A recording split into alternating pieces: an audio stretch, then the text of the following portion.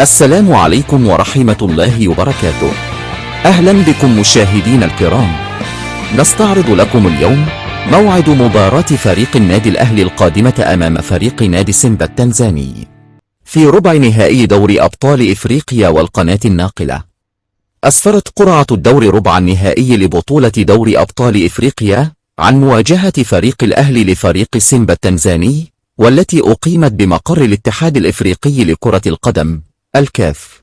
وتقام مباراة الذهاب في 8 مساء بتوقيت القاهرة يوم الجمعة الموافق 29 من مارس، فيما تقام مباراة العودة بالقاهرة في 10 مساء بتوقيت القاهرة يوم الجمعة الموافق 5 من أبريل القادم باستاد القاهرة.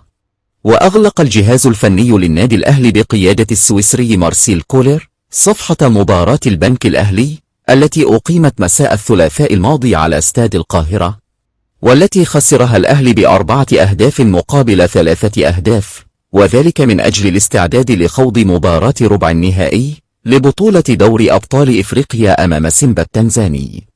وقبل هذا اللقاء تقابل النادي الأهلي مع نادي سيمبا التنزاني في 8 مواجهات سابقة، فاز المارد الأحمر في 3 لقاءات، وفاز فريق سيمبا في 3 أخرى، وتعادل الفريقان مرة بنتيجة 2 لكل فريق، ومرة بنتيجة 1 لكل فريق.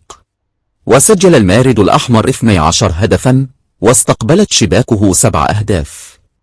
وطلب السويسري مارسيل كولر المدير الفني لفريق الأهلي من جهازه المعاون تقرير شامل عن فريق سيمبا التنزاني قبل مواجهته وآخر مواجهات الأهلي معه، بجانب مباريات حديثة للفريق بالدور المحلي ودور أبطال إفريقيا.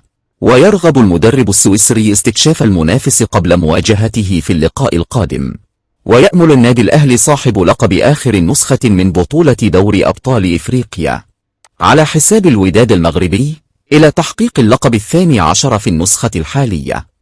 ويتصدر النادي الأهلي قائمة أكثر الفرق تتويجا ببطولة دوري أبطال إفريقيا برصيد 11 لقبا، بينما يأتي نادي الزمالك في المركز الثاني برصيد 5 ألقاب بالتساوي مع نادي مازيمبي الكونغولي. ويستعد النادي الأهلي لمواجهة نادي سيمبا التنزاني يوم الجمعة الموافق 29 من مارس بتنزانيا في ربع نهائي دوري أبطال إفريقيا. وتنطلق المباراة في تمام الساعة 8 مساء بتوقيت القاهرة والسودان وسوريا والأردن وليبيا ولبنان وفلسطين، والساعة 7 مساء بتوقيت الجزائر والمغرب وتونس، والساعة 9 مساء بتوقيت السعودية والعراق واليمن والكويت والصومال والبحرين وقطر، والساعة 10 مساء بتوقيت الإمارات وسلطنة عمان، والساعة 6 مساء بتوقيت موريتانيا. وتنقل قنوات بي إن سبورت مباراة النادي الأهلي ونادي سيمبا التنزاني في ربع نهائي دوري أبطال إفريقيا في وجود استوديو تحليلي يضم كوكبة من نجوم الكرة العربية. كل الأمنيات للنادي الأهلي الفوز بالمباراة، تمنياتي لكم بمشاهدة ممتعة، وإلى لقاء جديد.